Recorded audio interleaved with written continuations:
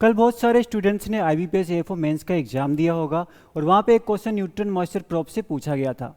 कई सारे स्टूडेंट का ये क्वेश्चन गलत हुआ है और कई सारे बच्चे कंफ्यूज थे कि सोर्स क्या है, डिटेक्टर क्या है।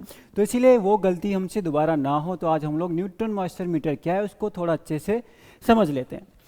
तो न्यूट्रन मॉइस्चर मीटर ऑब्वियस सी बात है कि ये एक डिवाइस है। क्या है ये? एक डिवाइस है जिससे हम लोग सॉइल में मॉइस्चर को मेजर करते हैं कि सॉइल में वाटर कितना प्रेजेंट है, सॉइल में कितना पानी, इसको मेजर करेंगे। बहुत सारे तरीके होते हैं, जैसे ग्रेविमेट्रिक मॉइस्चर कंटेंट, इसके बारे में आपने सुना होगा। तो ये भी एक तरीका है, न्यूक्लियर मेथड है। ठीक है, सबसे पहली चीज न्यूक्लियर मेथड है। अब ये होता क्या है? तो ये वो न्यूट्रन प्रोब एक डिवाइस है जिसको सॉइल के अंदर इंसर्ट किया। मेन चीज यहाँ पे ये कि इसके दो कंपोनेंट है और क्वेश्चन भी आपसे यहीं से पूछा गया था। एक होगा इसमें डिटेक्टर और दूसरा होता है न्यूट्रॉन सोर्स। ठीक है, तो न्यूट्रॉन सोर्स में हम लोग रेडियो एक्टिव मटीरियल यूज करते हैं, जो यहाँ पे आपका अमेरिशियम है और आपका बेरिलियम है। ठीक है, अमेरिशियम ही यहाँ पे आपका रेडियो एक्टिव सब्सटेंस है। तो एक छोटा सा कॉन्सेप्ट है यहाँ पे कि अमेरिशियम क्या करता है, ये रेडियो एक्टिव है, मतलब बहुत बड़ा एटम है। ठीक है, और बड़ा एटम में क्या होता है, इसके न्यूक्लियस में ब्रेक करते रहते हैं, फिजन होता है, न्यूक्लियस ये टूटता रहता है और रिलीज करता है किसको? अल्फा पार्टिकल्स को। ठीक है, इतना आपसे नहीं पूछता कोई, बट ठीक है, बट ये बस कॉन्सेप्ट समझने के लिए कि अमेरिशियम टूट टूट के रिलीज करता है अल्फा पार्टिकल। ये अल्फा पार्टिकल फिर बेरिलियम के साथ रिएक्ट करता है और फिर जाके बेरिलियम रिलीज करेगा न्यूट्रॉन। इस न्यूट्रॉन की स्पीड बहुत ज़्यादा होती है, 1600 किलोमीटर पर सेकंड की स्पीड से ये न्यूट्रॉन निकलता है। ठीक है, तो सोर्स का काम यहाँ पे यही होता है कि ये न्यूट्रॉन को रिलीज करता है, इसीलिए यहाँ पे हम कहते हैं न्यूट्रॉन मॉइस्चर मीटर। पर अब ये न्यूट्रॉन का आगे क्या काम हुआ?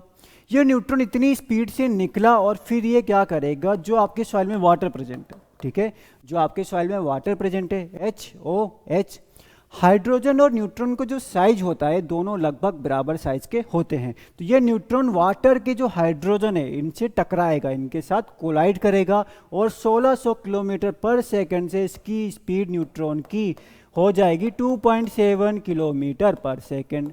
इतनी कम स्पीड हो जाएगी। और ये अब क्या होगा, ये जो डिटेक्टर लगा है BF3, इसका काम ही है। ठीक है, ये जो न्यूट्रॉन की स्पीड कम हुई, इस प्रोसेस को हम बोलते हैं थर्मलाइजेशन, नेक्स्ट स्लाइड में मेंशन किया हुआ है। और इन न्यूट्रॉन्स को हम बोलते हैं थर्मल न्यूट्रॉन्स, जिनकी स्पीड कम हो गई है और फिर इनको डिटेक्ट करता है कौन? BF3, जो आपके एग्जाम में पूछा गया था। ठीक है, और BF3 फिर इसके साथ रिएक्ट करने के बाद यहाँ पे सिग्नल सेंड कर देते हैं और हम लोग मॉइस्चर का आइडिया लगा लेते हैं। तो ये था न्यूट्रॉन मॉइस्चर मीटर। पर कहानी अभी पूरी खत्म नहीं हुई है ना, एक दो लाइन बस और है, वो भी हम देख लेते हैं। देखो भाई, सोर्स के अलावा हम अमेरिशियम तो ठीक है, पर रेडियम भी आपने सुना होगा, एक रेडियो एक्टिव सब्सटेंस है, उसको भी यहाँ पे यूज करा जाता है। ठीक है, सेम ही हम लोग सेम ही कॉन्सेप्ट है ना, ये भी आपको ऑप्शन में दिखा था। ठीक, हाँ देखो अब एक और चीज़ यहाँ पे, ये हम लोगों ने डिस्कस कर लिया, बस एक लाइन और है यहाँ पे, ये वाली लाइन है ना, ये बहुत इंपॉर्टेंट है यहाँ के लिए। तो इंपॉर्टेंट है, चलो ठीक है, बट ये आपके पास ज़्यादातर पूछता है इससे, ग्रेविमेट्रिक वाटर कंटेंट, है ना, ग्रेविमेट्रिक वाटर कंटेंट। अब ये क्या होता है ये आपको पता होगा, है ना, क्योंकि मैं इस वीडियो में अभी आपको नहीं बताऊंगा इसको, है ना।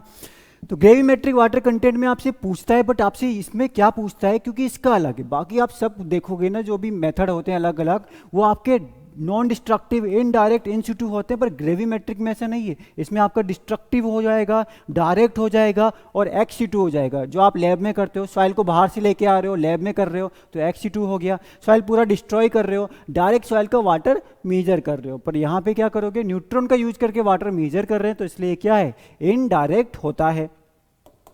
इन सिटू मतलब जहाँ पे डिवाइस था वहीं पे हमने उसको इंसर्ट कर दिया। अब भाई ध्यान यहाँ पे और हमें ये रखना है कि इसकी दो लिमिटेशन है, दो कमियां अभी इसमें और हैं। क्या कमी है? अगर आप इसको बहुत ऊपर की तरफ यूज करोगे तो जो न्यूट्रॉन्स रिलीज हुए, जो न्यूट्रॉन यहाँ से निकले, वो एटमॉस्फेयर में भी जाके खो सकते हैं, स्केप कर सकते हैं। ठीक है, एक तो ये दिक्कत है। दूसरा, अगर सॉइल में ऑर्गेनिक मैटर ज़्यादा है, तो भाई ये तो न्यूट्रॉन है, अब इसको थोड़ी ना पता है कि हाइड्रोजन जो प्रेजेंट है वो ऑर्गेनिक मैटर का होगा या फिर वो वाटर का होगा। उसको जो भी हाइड्रोजन मिलेगा वो उसके साथ कोलाइड कर जाएगा। तो इसलिए ऑर्गेनिक मैटर अगर सॉइल में ज़्यादा प्रेजेंट है तो भी ये मेथड आपका ठीक रीडिंग नहीं देगा। ठीक है, देखो अब हमने इतना देखा है, तो अगले 30 सेकंड में हम लोग एक और मेथड को जल्दी से कंप्लीट करते हैं ना, ज़्यादा टाइम बिल्कुल नहीं लगेगा। क्योंकि आपका बस दो ही मेथड हैं जो आपके न्यूक्लियर मेथड होते हैं वाटर को मेजर करने के लिए, ठीक है। एक वो आपका हो गया, दूसरा है गामा रे एटीन्यूएशन, ठीक है। ये भी बहुत सिंपल सही है, तो बस तुरंत ही समझ रहे हैं इसको। एटीन्यूएशन क्या हुआ आपका? एटीन्यूएशन मतलब एक्साइटेशन कम होना या एनर्जी का कम होना। जैसे कई लोगों का तो कल मेंस के एग्जाम के बाद भी हुआ होगा, है ना। तो इसमें देखो क्या होता है, सीजियम, अच्छा हाँ, वहाँ अमेरिशियम आपका AM हो गया, बेरिलियम आपका BE हो गया, है ना। सिंबल अगर पूछता है तो सिंबल भी हो गए। सीजियम आपका क्या करते हैं, गामा रेज को रिलीज करेगा, गामा रेज, ठीक है। अब ये गामा रेज को सॉइल से हम पास करा देंगे। सॉइल की आपकी कुछ बल्क डेंसिटी होगी, कुछ थिकनेस होगी कि कितनी हमने सॉइल यहाँ पे ले ली है, और थोड़ा बहुत कुछ सॉइल में वाटर भी प्रेजेंट होगा।